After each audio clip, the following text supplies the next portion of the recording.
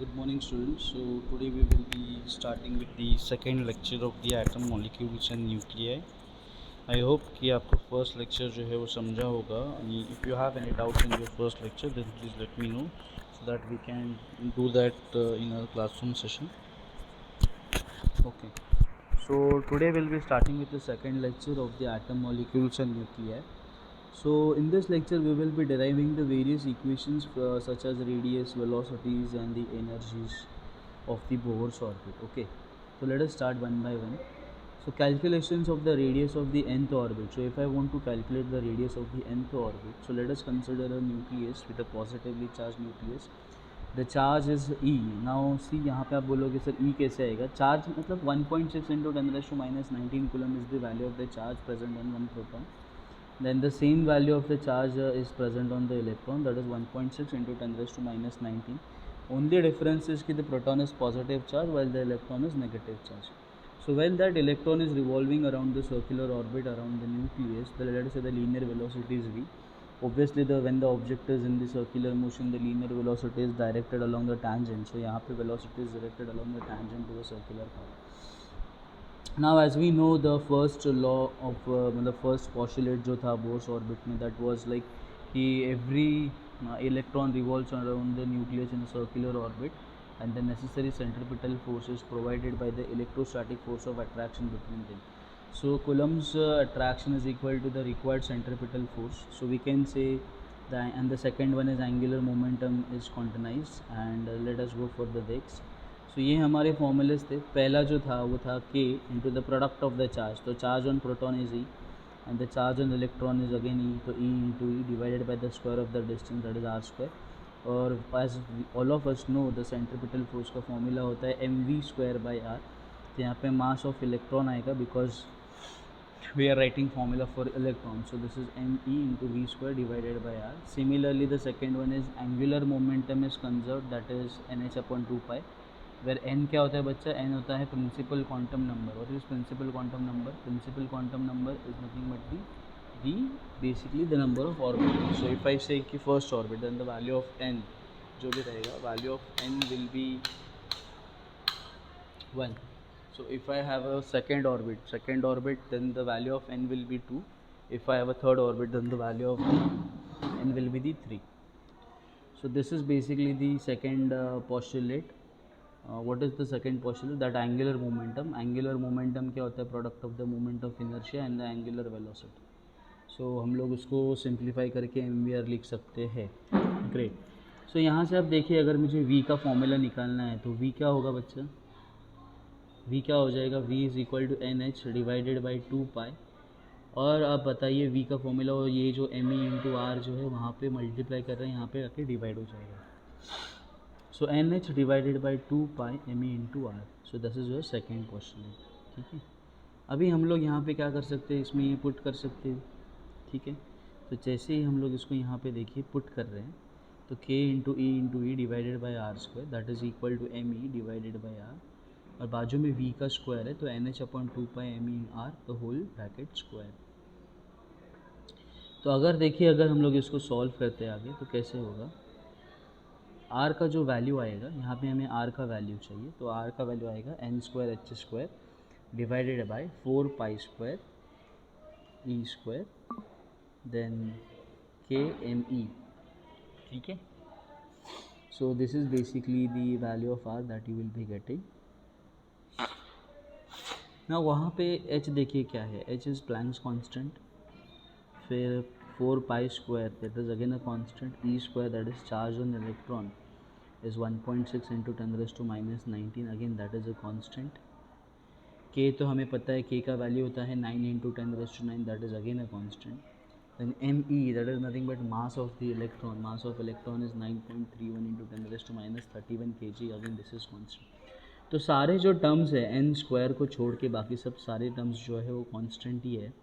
So all this terms are constant which comes to be 0.53 Armstrong unit. Now when I say Armstrong unit means it is basically 10 raised to minus 10 meters. So you can write this radius of the nth orbit मतलब late us से first orbit है तो n का value 1 रहेगा. If I say second orbit तो n का value 2 रहेगा. I hope you are understanding. अगर मैं बोलता हूँ n का वैल्यू 3 है, मतलब r3 बोला मैंने, तो radius of the third orbit that I am suppose to find. So radius of the third orbit will be n square into 0.53 angstrom. So it is very important, और आपको ये पूछेंगे भी एग्जाम में कि भाई radius r n is directly proportional to N square, prove this. Okay, तो they will be asking this question to prove और to derive the equation for the radius of the nth Bohr orbit, or in simple words they can just give you to prove that Rn is directly proportional to n square।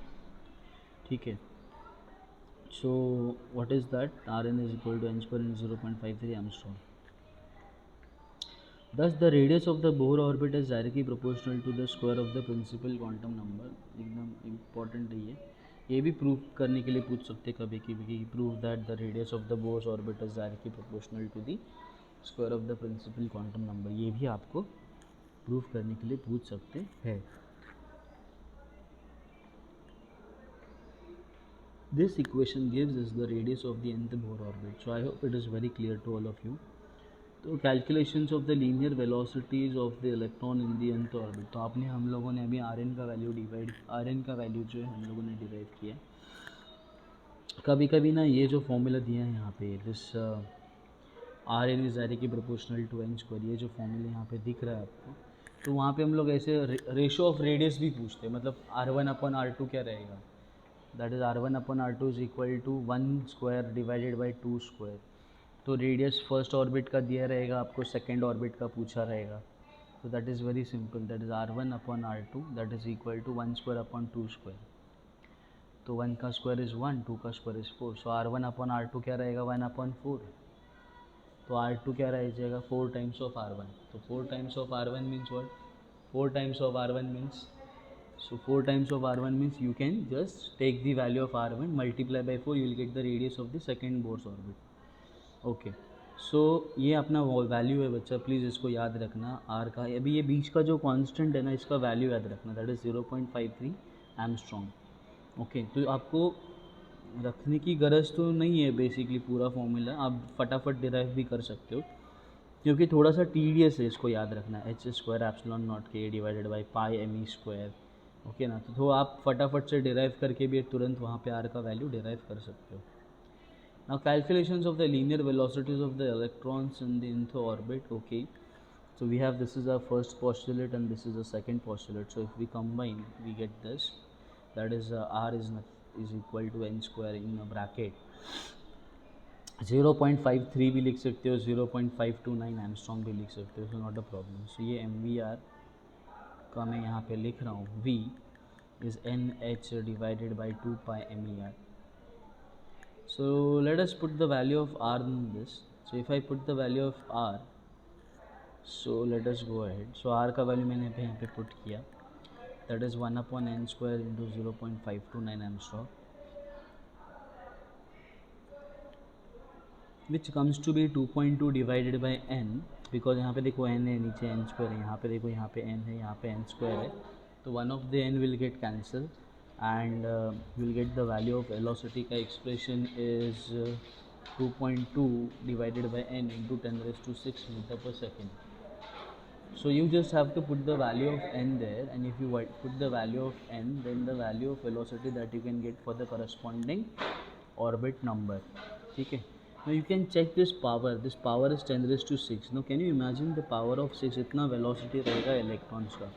so this is the velocity of the electron with which they are moving in a particular orbit।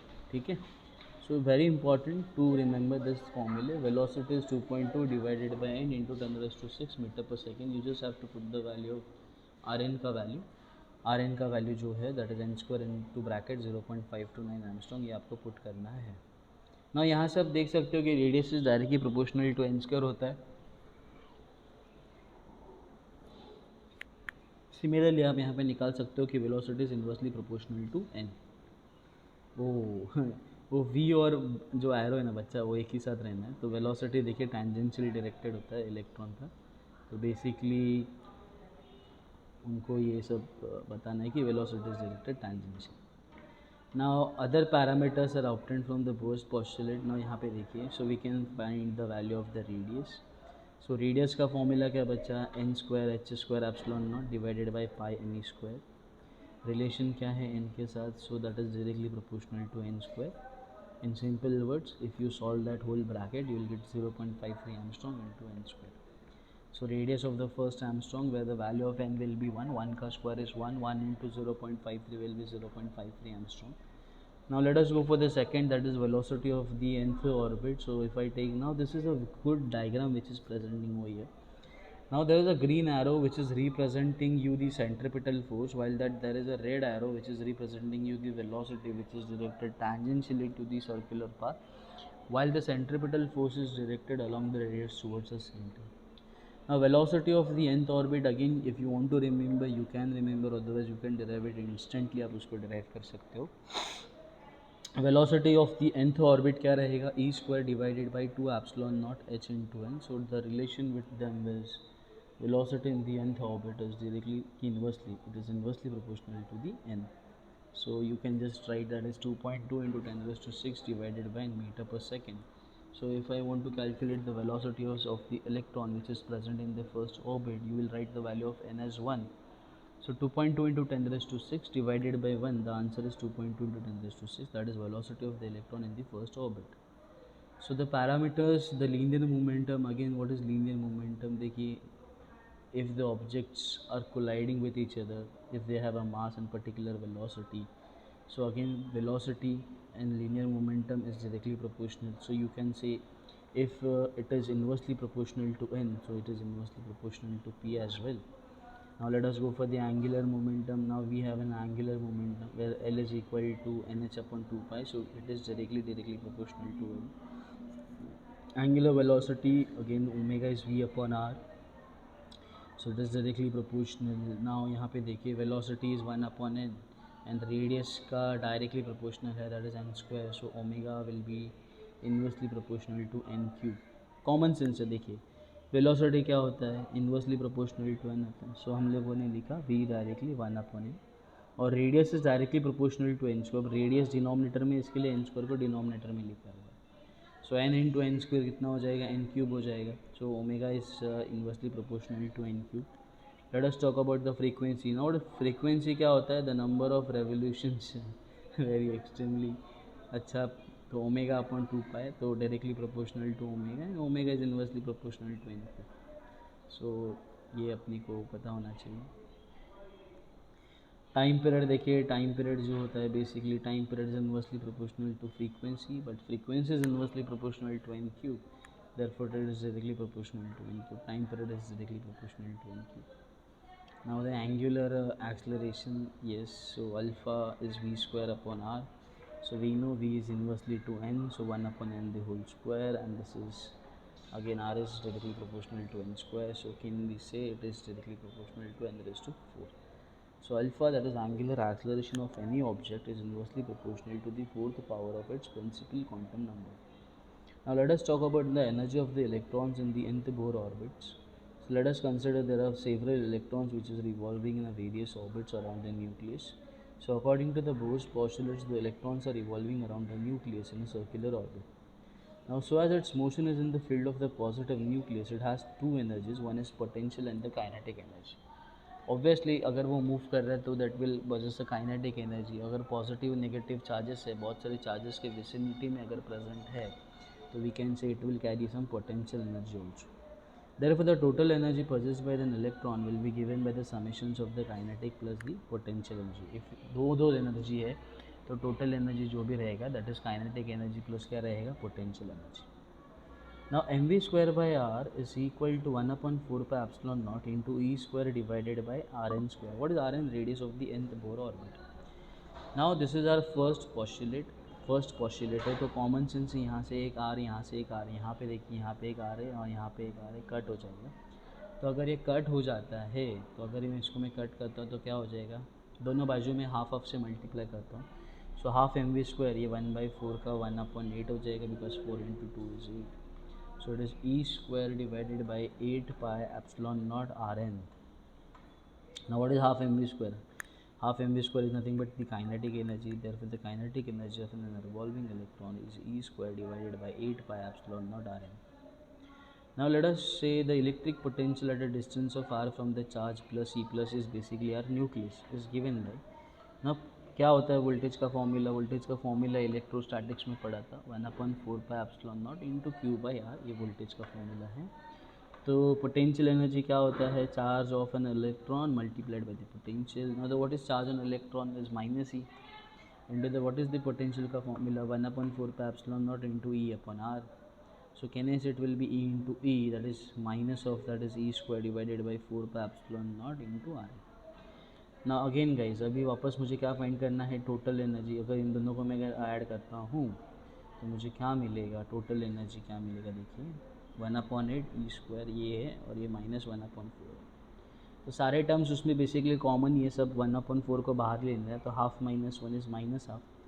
सो ये लिखा मैंने, ये भी लिखा, तो आपको answer आएगा ये टोटल एनर्जी का -E²/8πε0 Rn। अच्छा, ऐड करते टाइम एकदम सिंपल सा है बच्चा, E²/4πε0 Rn, ये सब कॉमन है दोनों में भी, इसमें भी ये और इसमें भी क्या है बच्चा, कॉमन। अगर कॉमन निकालेगा तो यहाँ पे बचेगा हाफ पहले ब्रैकेट में, माइनस यहाँ पे तो पूरा ब्रैकेट, यहाँ पे तो पूरा ब्रैकेट गया हुआ तो बचेगा 1, तो half minus one is minus half, तो इसकी वजह से माइनस हाफ बाहर आएगा, तो बाहर तो 4 है, तो 4 × 2 8 हो जाएगा। So minus E²/8πε0 Rn is the answer for the total energy. So you have to remember this. Now guys, यहाँ पे माइनस साइन जो है ना वो क्या इंडिकेट कर रहा है, the negative sign is indicating that electron is bound to the nucleus.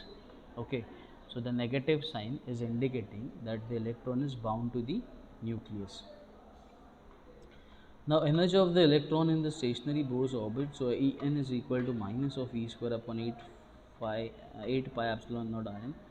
Now ये तो मुझे पता है कि radius of the nth Bohr orbit क्या होता है, h²/0 divided by pi me² into n²। तो if I put the value of radius there, चलो मैं इसमें पुट कर देता हूँ, तो मुझे आएगा me⁴/8ε0² h² इंटू 1/n²। अगर आप इसको पुट करके देखेंगे आपको ये वैल्यू उसमें आएगी। ओके, क्योंकि वो E² और वो E² मल्टीप्लाई बन के e⁴ हो जाएगा। नाउ तो एकदम सिंपल है बच्चों, यहाँ पे देखिए -me⁴/8ε0² again this is a constant. अगर इसको मैं सॉल्व करता हूँ कि inset has to do work on the electron to make it free from the yes. तो ये जो है माइनस साइन इंडिकेट क्या कर रहा है वो भी हम लोगों ने बताया, आप पॉज करके देख सकते हो। सो ये सब सारी क्वांटिटीज़ कांस्टेंट है me⁴। उसका आंसर था -13.6 electron volt by the way, जो कि आपको बाद में भी पता चलने वाला है। तो फिलहाल for a time being you can say, अभी इसको यहाँ पे लिखा है नहीं, आई डोंट नो, तो फिर भी आप यहाँ से सीधा स्ट्रेट अवे दे सकते हो कि energy is inversely proportional to n²। तो n जो होता है बच्चा होता है principal quantum number, thus the energy of an electron in the nth Bohr orbit is inversely proportional to the square of the principal quantum number.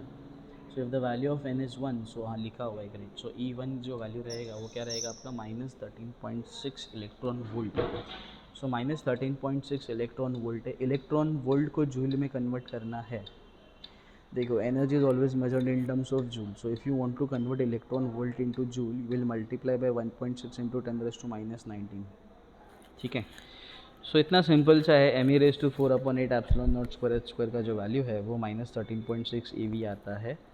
और इतना याद रखना कि energy is inversely proportional to n²। तो फॉर्मूले में लिखना है तो कैसे लिखोगे, अभी चलो याद करो, रेडियस का फॉर्मूला क्या था, Rn is equal to 0.53 angstrom into क्या था, correct, into n²। Similarly En का वैल्यू क्या रहेगा, En इज रहेगा -13.6 eV अपॉन क्या रहेगा n²। ठीक है, so this is the formula, En is equal to -13.6 eV into 1/n²। Obviously ये जो है वो न्यूक्लियर स्टेट एटम, प्लाज्मा कहते हैं basically. Thus the valid energies of the electrons in the hydrogen atoms are -13.6 eV। अगर second orbit रहेगा तो n का स्क्वायर 4 होगा, तो -13.6/4। थर्ड रहेगा तो -13.6 divided by 9। So this will be the energies of the electrons in the hydrogen atom in the first, second and the third orbit respectively.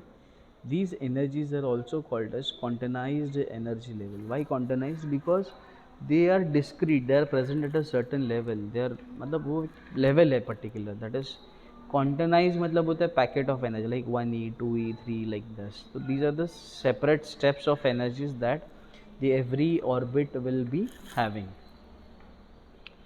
Now let us talk about the binding and the ionization energy of an electrons and the drawbacks of the Bose model. So till now we have derived the most important radius of the nth Bohr orbit, then the velocity of the Bohr orbit, then we derived the kinetic potential energy and the total energy, and various factors on which how they are related with the value of n, that is nothing but the principal quantum number. Now let us talk about the binding energy.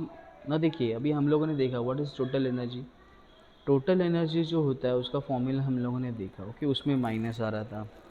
Okay अब उसमें minus क्यों आ रहा था? Because it is हम लोगों ने कहा कि इलेक्ट्रॉन और प्रोटॉन्स के बीच में इलेक्ट्रोस्टैटिक फोर्स ऑफ अट्रैक्शन है. तो ऑब्वियसली अगर देखो अट्रैक्शन है तो उसके फॉर्मूले में माइनस आना है, क्योंकि एक प्लस रहेगा एक माइनस रहेगा. अगर आप प्रोडक्ट लोगे प्लस इंटू माइनस, कोई भी नंबर अगर पॉजिटिव है और कोई भी अगर नंबर नेगेटिव है, and if you take a product of that the answer is always negative. So it is very important to know that whenever there is an attraction there उसमें बीच में minus ही रहेगा. उसका और एक मतलब ये था कि this electron is bound to the nucleus, means they are attracted each other and therefore it is bound to the nucleus to move in a certain orbits. अभी मुझे क्या करना है? अभी इस binding energy and ionization of electron देखिए क्या करना है. The minimum amount of energy supplied to the electron in order to free it from the electrostatic force of attraction of the nucleus is called as the binding energy. अब क्या करना है मुझे? Binding energy क्या होता है देखो ध्यान से. बाइंड करने का एनर्जी नहीं है वो. अभी देखो ध्यान से.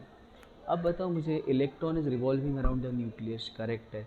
तो कहने से इलेक्ट्रॉन जो है मेरे भाई, it is bound to the nucleus. उसने बांध के रखा है, न्यूक्लियस ने इलेक्ट्रॉन को बांध के रखा है. अब मैं क्या कोशिश कर रहा हूँ, मुझे निकालना है. क्या निकालना है बच्चा? कि भाई वो एनर्जी निकालना है. क्या निकालना है? वो एनर्जी निकालना है कि भाई जिस एनर्जी से न्यूक्लियस ने उस इलेक्ट्रॉन को बांध के रखा है. ओके सो अब एक सिंपल सी बात है बच्चा, तो मैं उस एनर्जी को मुझे जानना है. तो मैं क्या करूँगा कि मैं इलेक्ट्रॉन को एनर्जी दूंगा और उतनी एनर्जी दूंगा जिससे वो इलेक्ट्रॉन फ्री हो जाए. ओके तो मुझे पता चलेगा कि उसने कितनी एनर्जी से बांध के रखा है. अभी इसमें एक सिंपल सा एग्जांपल मैं आपको देता हूँ. चलो लेट अस से कि मैं यहाँ पे एक जगह पे खड़ा था और एक आदमी है, या मेरी गर्लफ्रेंड ही समझ लो, मेरी समझो एक मेरा हाथ से खींच रही है, 10 न्यूटन से खींच रही है. अब दूसरा जो हाथ है उस पे अगर किसी ने 10 न्यूटन अप्लाई कर दिया तो what is the net force acting on मी? एक +10 तो पहले ही था, फिर उसने किसी ने मुझे -10 दिया. Minus means on the left hand side. तो मुझे बताओ what is the total force acting on मी? 0. अब जब मेरे पे टोटल फोर्स अगर 0 एक्ट होगा तो am I free to move? Yes, मैं फ्रीली मूव हो सकता हूँ because net force acting on me is 0. तो सिमिलरली यहाँ पे इलेक्ट्रॉन न्यूक्लियस से बाइंड था, let us say some XY force. तो अगर उतना ही equal an amount of force अगर मैं उसको देता हूँ, लेट अस से उसके पास ऑलरेडी -10 न्यूटन है, किसके पास? इलेक्ट्रॉन के पास. अब मैंने उसको +10 न्यूटन दे दिया. -10 + 10 कितना होता है? 0. अब now what is the total force acting on the electron? 0. Now is it free to move? Yes. तो that is called as basically the binding energy. तो बाइंडिंग एनर्जी क्या है कि भाई इतना मिनिमम अमाउंट ऑफ एनर्जी दे दो. किसे दे दो? इलेक्ट्रॉन को, सो दैट वो फ्री हो जाए. कहाँ से फ्री हो जाए? जो इलेक्ट्रोस्टैटिक फोर्स ऑफ अट्रैक्शन है जो न्यूक्लियस को, वहाँ से फ्री हो जाए. So the minimum energy supplied to the electron in order to free it from the electrostatic force of attraction of the nucleus is called as binding energy. It is called as ionization energy of an hydrogen atom. Now why it is called as ionization energy? Now obviously अगर आप कोई भी atom से अगर आप क्या कर रहे हो, इलेक्ट्रॉन्स निकालते हो तो उसमें चार्जेस आएंगे. लेट अस अगर मैं बोलता हूँ कि let us consider a sodium atom, तो in a sodium atom what is the electronic configuration? That is 2,8,1. अगर आप यहाँ का एक इलेक्ट्रॉन उड़ा देते हो, मतलब हटा देते हो, तो मुझे बताओ क्या हो जाएगा? 2,8. एंड द सोडियम एटम जो पहले Na लिखते थे, अब हमें उसको क्या लिखना पड़ेगा? Na+1 लिखना पड़ेगा, बिकॉज अभी वो वहाँ पे एक इलेक्ट्रॉन डेफिशिएंट हो जाएगा. ओके तो this is called as ion basically. तो आयन्स क्या होता है? एटम्स विद द चार्जेस और द एक्सेस ऑफ चार्जेस और द डेफिशिएंसी ऑफ चार्जेस. तो यहाँ पे एक इलेक्ट्रॉन कम है तो इसके लिए +1 लिखा. सिमिलरली हम लोग लिख सकते हैं ऑक्सीजन में 2 होते तो हम लोग O2- लिखते. सिमिलरली तो दिस इज बेसिकली आयन। तो इलेक्ट्रॉन को आप हटा रहे हो बेसिकली, मतलब क्या फॉर्म कर रहे हो, आयन फॉर्म कर रहे हो, इसके लिए उसको ऐसे कहते हैं ionization energy of the hydrogen atom. So binding energy क्या रहेगा, तो total of the negative of the total energy. तो टोटल एनर्जी जितना है इलेक्ट्रॉन के पास उतना ही इक्वल एंड अपोजिट एनर्जी आप क्या दे दीजिए, इलेक्ट्रॉन को दे दीजिए, जैसे कि -10 एंड +10, ताकि इलेक्ट्रॉन क्या हो जाए, फ्री हो जाए। तो टोटल एनर्जी का फॉर्मूला हम लोगों ने लिखा था me⁴/8ε0² उधर माइनस में था, देखो यहाँ पे क्या है प्लस, क्योंकि माइनस माइनस क्या बन जाएगा, करेक्ट, माइनस माइनस बनेगा प्लस, अंदर फिर द बाइंडिंग एनर्जी रहेगा me⁴/8ε0² तो ये रहा आपका टोटल एनर्जी का फॉर्मूला, क्योंकि टोटल एनर्जी का फॉर्मूला था माइनस। अब ये जो माइनस है और ये जो माइनस है, ये माइनस और ये माइनस, ये माइनस और ये माइनस क्या बन जाएगा, प्लस। ओके, तो काइनेटिक एनर्जी का फॉर्मूला ये था। ओके, काइनेटिक एनर्जी का फॉर्मूला रिलेशन विथ आर है 1/r, relation with n is 1/n²। हम लोग वहाँ पे डिराइव कर सकते हैं, अगर आपको याद रखना है तो याद भी रख सकते हो। I don't prefer to remember this formulas, तो आप सिंपली आप देख सकते हैं ये टोटल एनर्जी का फॉर्मूला है, and total energy inversely proportional to r, but radius is directly proportional to n², तो यहाँ पे लिखा है radius is directly proportional to n², as simple as that. ठीक है, similarly we can go for the binding energy. Binding energy is this, तो binding energy is inversely proportional to n²। This is all related to ionization energy same as that of the binding energy. तो ये ionization and binding energy same ही है, कुछ फ़र्क ही नहीं है। Binding energy को ही आयोनाइजेशन एनर्जी कहते हैं। ठीक है, तो चलते आगे। तो फॉर्मूला क्या है बच्चा, किंग्स फॉर्मूला देखिए kinetic energy is equal to the minus of total energy. You can simply check kinetic energy का जो फॉर्मूला है वही टोटल एनर्जी का फॉर्मूला, सिर्फ माइनस है।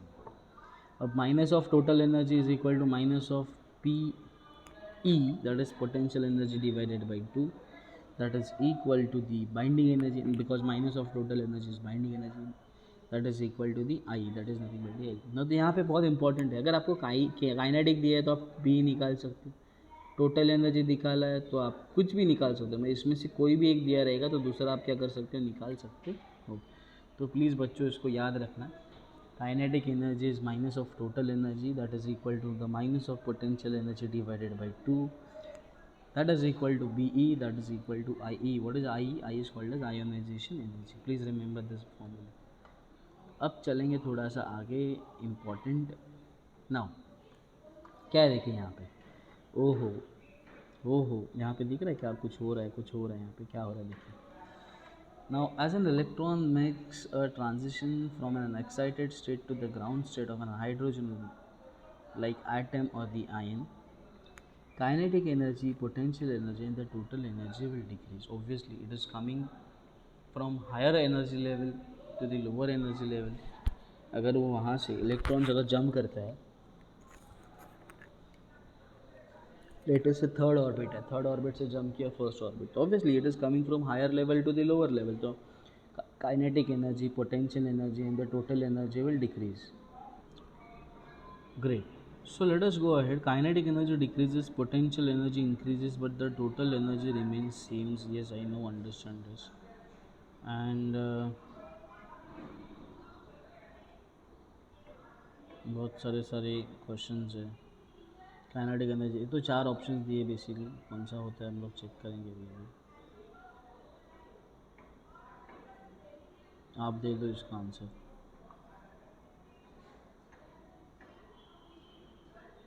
ठीक है, टोटल एनर्जी तो हमेशा सेम ही रहेगी।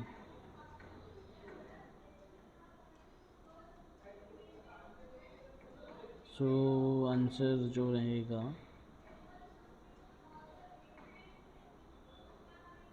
B.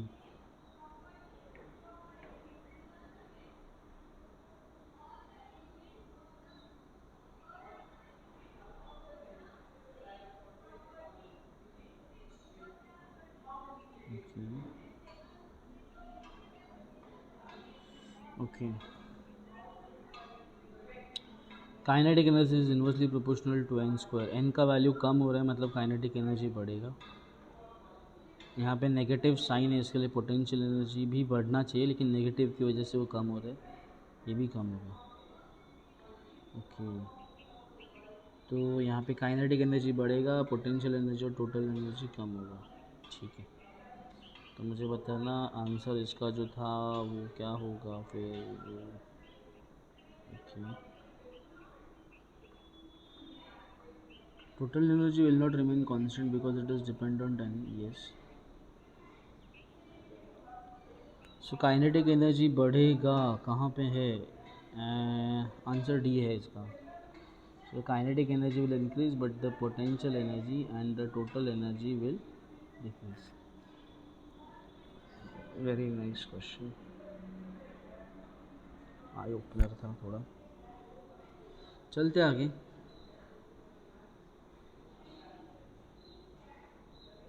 So this was the formulas, इनका वैल्यू कम हो रहा था। ठीक है। Drawbacks of the Niels Bohr, your theory is crazy but not crazy enough to be true. Okay. Explains the spectrum of the only hydrogen atoms and the hydrogen like species, that is one electron. ये देखो, ये energies मैंने बताया था like steps wise, तो quantized होता है। No proof for quantization of angular momentum was given, proof नहीं दिया था।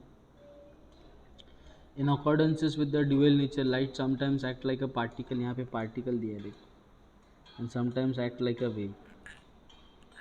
ओके, तो light sometimes act like a wave and sometimes act like a particle. So इसमें से कौन सा सही है ये उसने बता नहीं पाया। Bohr assumes the electron as a particle, it does not consider the dual nature of the electron, ये सबसे बड़ा गड़बड़ था इसमें।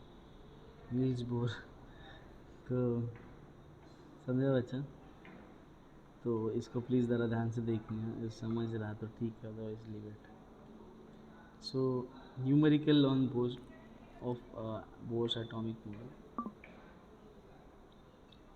Question, calculate the linear velocity of an electron in the first Bohr's orbit of the hydrogen atom. ना अपने तो पता है 2.2 × 10⁶ अभी किया था। Radius in the first orbit, mass है h है, तो टू फाइंड क्या करना है, वेलोसिटी। सो यहाँ पे लिख लेते हैं।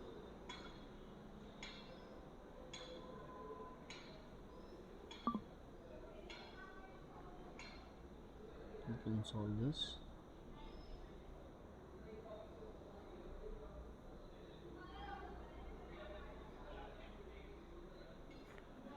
ठीक है, दैट इज़ 2.2 × 10⁶। हमें सिंपली पता था, देखो लास्ट टाइम अभी हम लोगों ने किया था, v1 का फॉर्मूला क्या था, velocity of the nth Bohr orbit क्या थी, 2.2 × 10⁶, the whole divided by n, ये फॉर्मूला था। रेशियो ऑफ द डायमीटर पूछे, चलो वही बात है, पता है मुझे, it is inversely proportional to, directly proportional to, yes ये फॉर्मूला है। तो radius of the nth Bohr formula is directly proportional to n square, कोई इशू नहीं है, सेम ही आएगा। जो रेशियो ऑफ रेडियस रहेगा वही रेशियो ऑफ डायमीटर रहेगा, कॉमन सेंस है। तो 1/16 is the answer. I don't know इतना लोड क्यों ले रहे हैं लोग।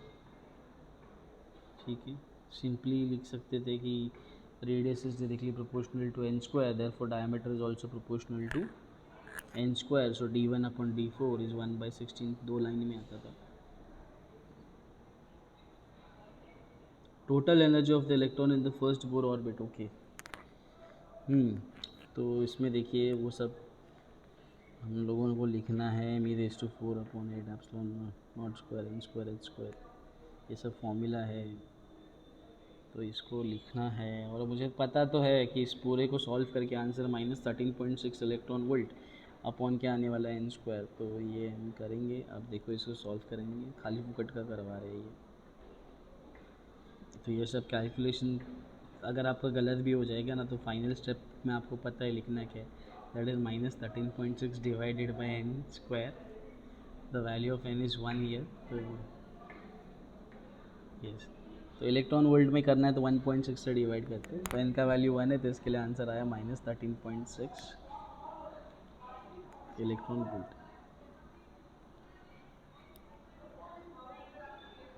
चलो ये भी है, ये बहुत बार आ चुका है ऐसे question, second and third orbit से कंपेयर करो। तो सेकेंड में है तो क्या होगा, 2 का स्क्वायर इज 4, तो सेकेंड ऑर्बिट में ये रहेगा। थर्ड ऑर्बिट में 3 का स्क्वायर 9, तो डिवाइड कर लो 1.56 आता है, 1.505 लिखिए। ठीक है, तो गिवन दिया है। Okay, velocity in the second orbit is given 1.09 into 10⁶। Okay, क्या पूछा है इन्होंने, find the frequency of the revolution of the electron in the second bore orbit. Okay, frequency is asked, चलो कोई इशू नहीं है। वेलोस फ्रीक्वेंसी छोटा वी लिखा है, वी डिवाइडेड बाय 2 पाई, सो ठीक है। आर का वैल्यू कितना दिया है, 2.14, 3.142, and you can calculate this value, you will get this answer. Log anti log भी करके दिए है अगर किसी को, 10⁻14 है by the way.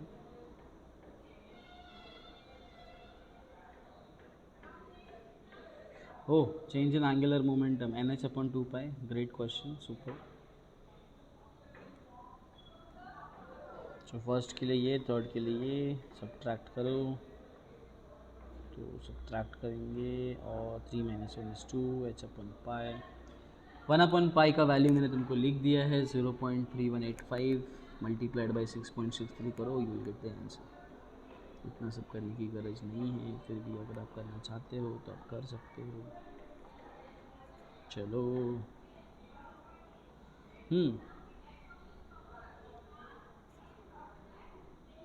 King's formula, kinetic energy is minus of total energy, potential energy is twice of total energy. So from this formulas you can calculate these values. यही बता रहा था मैं आपको, ये आपको ऐसे करने के लिए भूलेंगे। सेकेंड ऑर्बिट का मुझे पता है, तो मुझे ये सब करने के लिए ज़्यादा डिफ़िकल्टी नहीं होगी। Super. So basically this was our second lecture. You can go through the numericals. If you don't understand anything, then please let me know in our classroom lectures. Thank you very much. I hope you enjoyed. मिलते हैं next lecture में, that is our third lecture of atom molecules and nuclear.